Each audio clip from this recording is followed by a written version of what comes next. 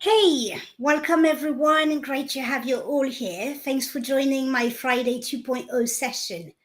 Today we're going to tackle a topic that's like the secret sauce of success and affect most people at some point in life. We're going to talk about mastering self-relationship. But real quick, if you're watching the replay, please type in hashtag replay. And if you're watching live, please feel free to engage with me today. Okay, I have a surprise for you. I'm offering my ebook. It's a very special ebook called Chaos Mastery, and it's designed to help you overcome feeling overwhelmed and find more satisfaction in your life. It's a completely free. It's my gift to you, and I'm doing this because it's September. And I imagine that many parents, teachers, and busy professionals just like me could benefit from this ebook right now. So just shoot me a quick DM with the word stress and I'll send it your way. Easy peasy. Now, let's get back to our session, our 2.0 session. We're going to dig into the best way for you to rebuild a better relationship with yourself so you can unlock your potential. Okay, so it's all about connections. That's where it all starts. How you perceive yourself, how you navigate your interactions with others, and how you experience life itself. Now, I want you to imagine that you're one of the 85% of the world's population who sometimes feels like you're not good enough, or you have no confidence in yourself. Or maybe you're part of the 70% of the world's population who have felt at some point in life they were faking it, didn't, or simply don't believe they really deserve the good stuff they achieved or were recognized for. Now, here's the thing. These feelings don't just stay put in the corner of your life. If that's how you feel or ever felt, then you might have felt like those yucky feelings expanded into many parts of your life. Maybe you can not really put a finger on it and really pinpoint it and make any association, but deep down you kind of know it's not just bad luck. And at the end of this session, you're not just kind of sense it, you're going to really get it. You will see how having low self-esteem and thinking you're an imposter does not just affect how you see yourself, but how it has a repel effect on your influence and really the way you experience life itself. You'll connect the dots and understand how low self-esteem and imposter syndrome have been influencing not only your relationship with yourself, but also how you interact with your colleagues, with your bosses at work, the dynamic in your friendships, the bond you share with your partner or the lack of it, the way you engage with your kids, and how people perceive you, treat you, interact with you. By the end of this session, you will have actionable steps to reframe those negative thoughts and kickstart a positive shake-up in your relationship with yourself. And the best of all, as you will start working on your relationship with yourself, it will create a ripple effect, transforming not only your relationship with others, but also how you experience life itself. The only thing I ask is your full attention and willingness to change. Let's start with the foundation. Let's start with the fundamentals. How you see yourself. How you see yourself is fundamental. It's like a roadmap that tells others everything they need to know about you. Think back to a time you felt super confident. Maybe it was acing that job interview, or killing a presentation, or maybe in even far back to a time you were a kid or still at school. Make a conscious effort to remember how you walked, how you held your head up high, how you spoke with conviction, maybe even came across as a bit cocky. Remember how you would just dance without thinking for a second how people would look at you, or what would people would think about your moves. When you felt this unshakable confidence, how were your interactions with others? Were they not just super smooth, easy, and light? How were your experiences? Were they not joyful, safe, and making you feel like you could stay in that moment forever? Maybe you couldn't notice back then, but as you look back, as we all look back, we can see it clearly.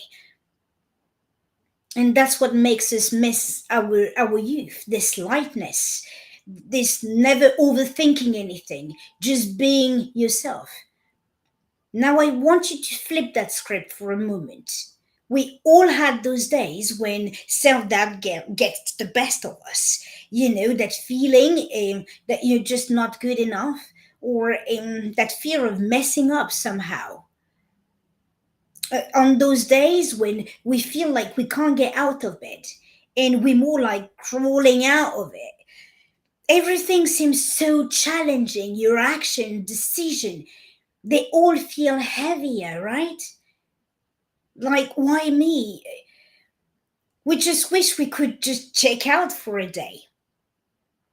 And everything from that minute on seems like it's part of an evil plan, keeping you stuck under a dark cloud. You doubt everything, absolutely everything. You doubt yourself, and you have no confidence, especially about work. And as you carry those negative energies wherever you go and wherever your mind takes you, it's no longer just about you. It's self-doubt just expands. It's all over the place. It goes into how you deal with your colleagues, how you deal with your clients, and you second guess every move, every thought, and you let it hold you back. But today it isn't about going deeper into that, dark cloud. It's about seeing the light at the end of the tunnel. And here's the light. When we work on our a self relationship, things shift. Confidence become our ally, and self doubt is left behind. Working on our relationship with ourselves impact every part of our lives, including our careers. Our self relationship isn't to be taken lightly. It's like the main event. It's the star of the show. It shapes how we see the world and how we act in it. All right, let's look at this self relationship stuff and see how it plays in our everyday life. Imagine that you're assigned a project at work that you decide to call a monumental task. You have to train the company employees to on customer service, and you tell yourself that this is the opportunity, one that could make a significant mark on your career. In the weeks leading to this training, you pour your heart and soul into the creation of an amazing presentation. You plan engaging activity, role plays, you practice your script to perfection, but you're overwhelmed with nerves. The day finally arrives and you step into the room and your heart is racing, your palms are sweating, and your mind is buzzing with self-doubt. What ifs are clouding your thoughts and judgments. What if I mess this up? This is the opportunity of my life. You can't just stop telling yourself those things. What if my dad was right and just like I forgot my script for the school play in junior high, I forget the script? What if my mom and dad were right and I'm no good at public speaking? As you begin the training, those self doubts and thoughts overshadow everything else. You're consumed by fear, embodying the kid you once were, panicking in front of the audience, so much so that you forget you're dealing with real people, your colleagues. Their questions and concern become background noise, and anxiety sets in, and it takes center of the stage. And then it happens the CEO, the big boss of the company, asks you a question, and it's like you didn't see it coming. You're so nervous, you stumble with, over your words, and in that minute, you forget you're a professional, a head of a department, that you've been in that field for 14 years, that you've trained hundreds of people, and that you actually master that subject, and you could talk about it with your eyes closed. But by then, you're gone, replaced by self doubt.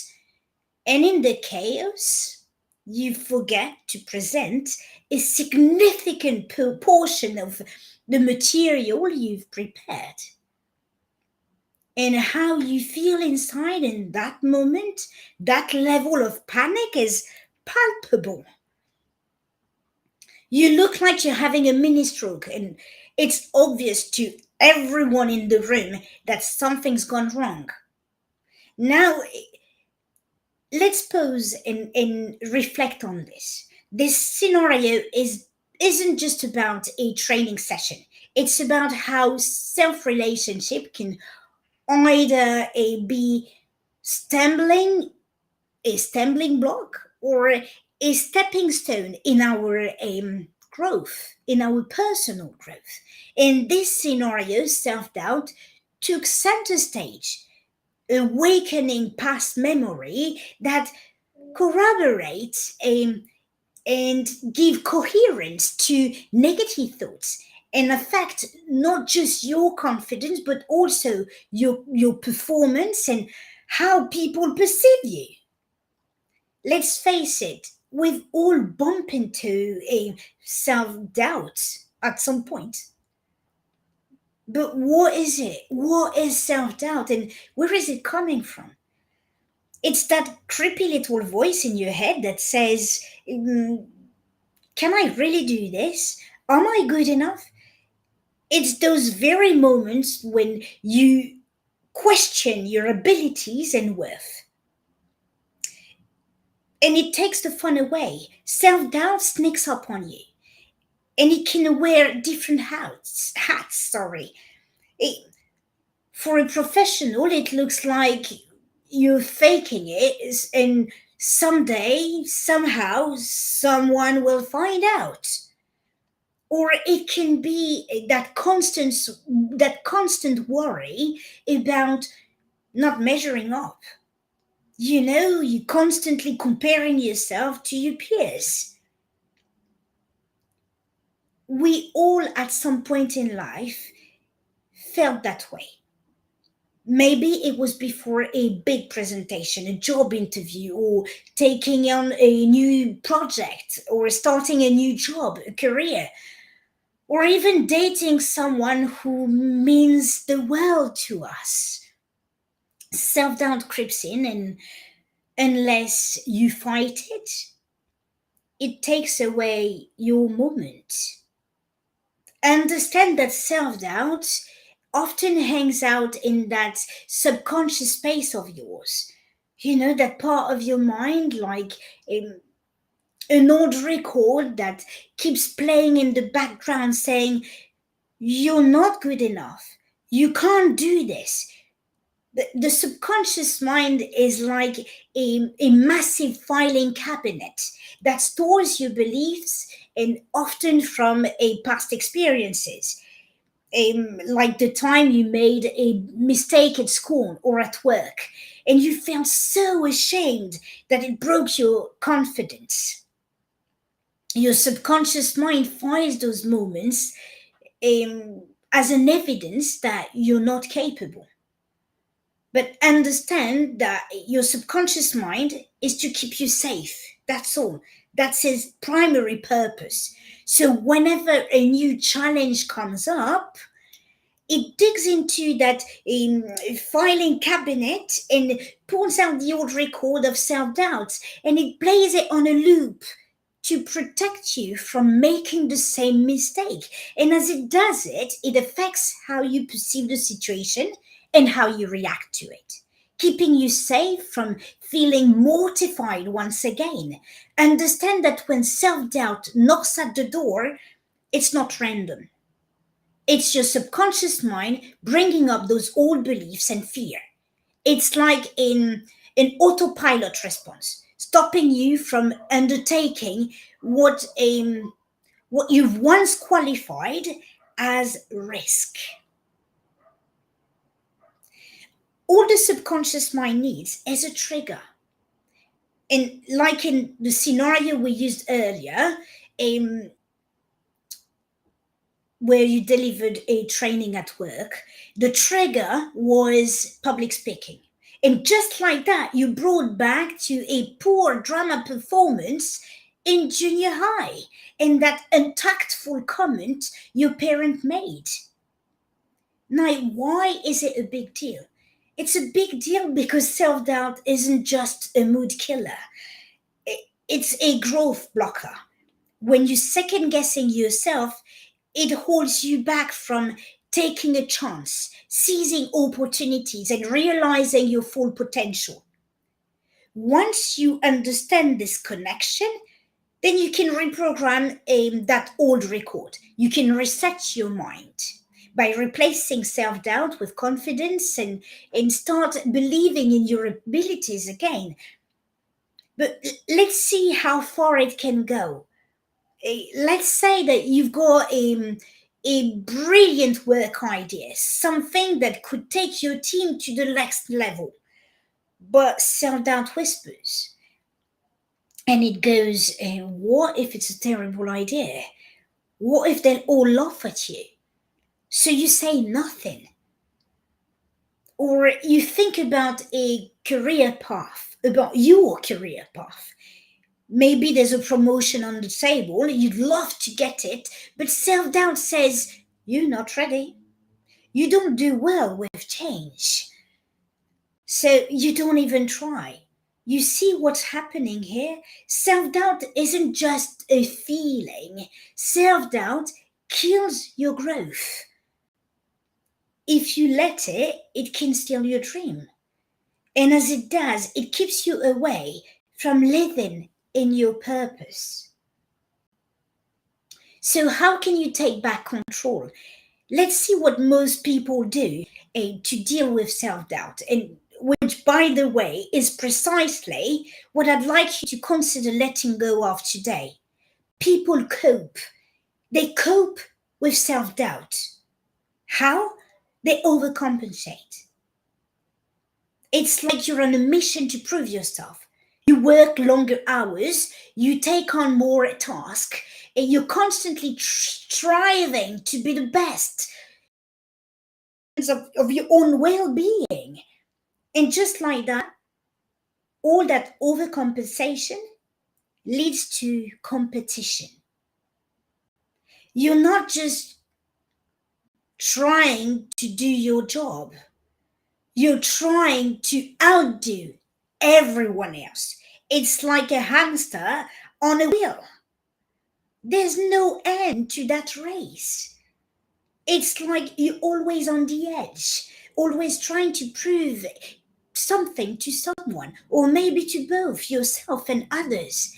It's like chasing the next win and never truly be present in the moment to celebrate the actual win.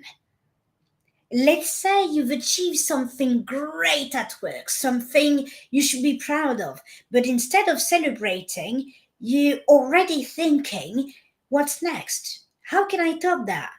Mm, you're trapped in that cycle of self doubt and competition. Now, look at your own experience. How did this crazy race play out in your professional life? How did it play out in your personal life? Maybe it led to burnout, maybe to several burnouts, or maybe it destroyed your relationships, or it simply keeps you in a constant feeling of not being good enough. Once you recognize that you're the only runner in that race, you can stop running that marathon you call life. You can start celebrating your achievement and being fully present in your life, not just in your career. That race is made up, but your power to break free from it is real. Now that now that you can identify those moments and that you know where they come from, let's see the different ways they manifest so you can actually see it in your life. Maybe it's procrastination. You delay taking action because you worry you'll mess up. It could be perfectionism, where nothing you do ever feels good enough anyway, seeking constant validation from others, always needing reassurance that you're doing okay, or in negative self talk, the inner critic, that self judgment that won't leave you alone. Think about it. Your own behavior, your thoughts, and your reactions in different situations, are there patterns that seems to repeat in your life? Maybe it's at work or a romantic relation. Maybe you can you spot any of these? Okay, we've been diving into self doubt, low self esteem, imposter syndrome. Now let's go back to the training scenario we used earlier and flip it to see what happens with the right reframing tools, because that's why you're here for today. Um, okay, so you've been assigned this task of delivering a training in customer service to all the employees of the company. Let's say that this time you tune down the inner dialogue. You choose not to call that task something monumental. Yeah, that this time you do not tell yourself that it will determine your entire future, but instead you tell yourself that it's important. It's an important task, so you take it seriously. It's a responsibility, and responsibilities are what your role is about. After all, you're a manager, a head of department. But beside the weight of the responsibility, you keep telling yourself, I've got this. I will do my best to help people. I'm going to motivate them to always aim higher in terms of service. And the day of the training arrives, and you feel those familiar butterflies in your stomach. You can even hear your parents say, "Ooh, public speaking isn't your thing, honey." But you tell yourself that you're no longer that kid. You tell yourself that you're a grown up, a professional, and that you've got this. By changing the suggestion you give to yourself this time, the butterfly feeling isn't tied to doubt or fear. It's excitement. It's tied to excitement. You step into that training room with confidence, knowing that you are prepared and that you're here to make a positive impact. You start the training with a smile, eager to share your knowledge and motivate your colleagues.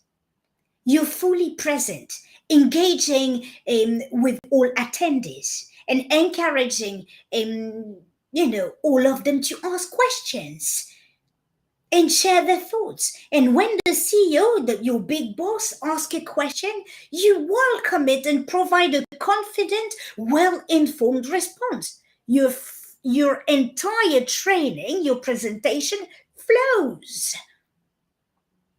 Let's even go further and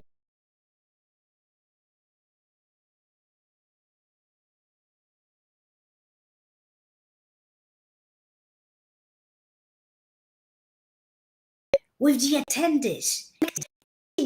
No one will know anyway, because you're the only one who saw the initial presentation. Or maybe you covered the entire material that day. No matter what, the room is filled with enthusiasm and a shared sense of purpose, just because you're connecting with everybody. In this scenario, your self relationship becomes your greatest ally. The conversation you have with yourself is supportive, and your belief in your ability radiates your present with an intention that's not based on the fear of not being enough or messing up. You're boosting not only your own confidence, but also the confidence of those you're delivering a training to. By believing in yourself and in your capability, you shine, you inspire others. Now, let's bring it together so we can craft those steps of success. Um, so you can overcome, those negative feelings. In the first version, um, you're focused on not messing up, not making a fool of yourself. You take the whole responsibility like a monumental task and something that will mark your future in the company. Self doubt owns you, it owns the place, making you the main character, losing control and appear like a total mess. It steals your confidence, mess up your performance, and make everybody sees you differently. It's like being under a giant cloud, blocking your entire potential. In the second version, you approach the situation leaning on resilience, embracing the responsibility you have as part of your role as a manager. You approach the situation with a positive mindset and the right tool to reframe negative thoughts. Confidence is your ally this time. You connect with your colleagues and motivate them to, and you leave a positive mark. Your relationship with yourself becomes your secret weapon, turning things around completely, shifting the whole thing, shifting the whole dynamic. You don't let any unexpected event stop your flow. This last scenario shows how overcoming self doubt, low self esteem, and imposter syndrome can play out in real life. It's not just about feeling better about yourself, it's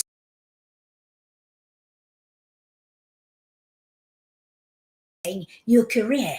Anyway, okay, so let's go back to those three steps so you have them written down. If you'd like, take something to take some notes. The first one is embrace resilience. Let your resilience be your guide through your life and experiences, not your doubts or someone else's doubts. Remember that you were born enough in with no self doubt or low self esteem or feeling like an imposter. You've never seen a baby worrying about the shape of their arms or in how much food they had on their face and going like, oh, don't look at me, I look gross, or oh no, don't touch me, I have chubby arms. It never happens. Your confidence is still there. You haven't lost your confidence. You were born with it. You just have to reactivate it with practice. The second one is rewrite your subconscious dialogue. Recognize that these doubts, insecurities often come from old subconscious memories that have with time built your limiting beliefs. But that's for another training. Decide to detach from those old scripts. When a memory or thought emerges that powers up self doubt, hit the pause button and remind yourself that it's not your reality anymore, that it's an outdated script from the past. And the last one, shift your focus outward. Just set an intention that goes beyond yourself instead of getting trapped in your own insecurities. Shift the focus to giving and sharing. Ask yourself, how can I make a positive impact and help people? When your purpose extends beyond self-concern, you'll find a renewed sense of confidence and empowerment. By following these steps, you'll watch those nerves turn into unwavering confidence, leading you to become the dynamic, effective professional you aspire to be. And as you transform your relationship, your mindset will shift and it will create the success you want in all areas of your life. Something funny happened earlier. I forgot to connect my special device for internet to make sure that my connection would be perfect, and it made me kind of lose my flow because that's all I could think about. It doesn't matter. What matters is that I'm fully present with you, delivering my best and connecting with all of you. So, okay, that's basically what I wanted to cover this Friday. Remember that change is just a decision away. So on Fridays, I sit down with you and I try to offer you a tools to reset your mindset and improve how you experience life itself. So now you have a solid foundations. So build on them. Don't wait. Take actions. Remember that life is not a competition. You have nothing to prove. You were born enough and always will be. Get out of the race and live in the present moment. Live in the now. Celebrate your achievements. Celebrate small wins. Celebrate who you are. That's how people will see your true worth. Focus on your relationship with yourself, as it's the foundation of every relationship you'll ever have and how you experience life itself. Make it a priority so you can override your subconscious mind. And if you follow this recipe, you will break free from the chains of self doubt and reactivate your self confidence within.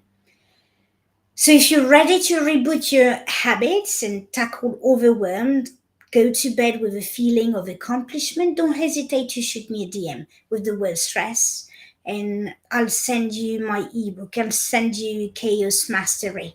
It's my present to you. It's my gift to you. It will help you change your life truly and reclaim what's yours simply. So that's a wrap for today, guys. My name is Matty. I'm your burnout recovery coach and a purpose mentor. And I'm very grateful for you attending today's session. Leave me a comment on the way out, and I hope to see you soon. Much love to you all. Bye.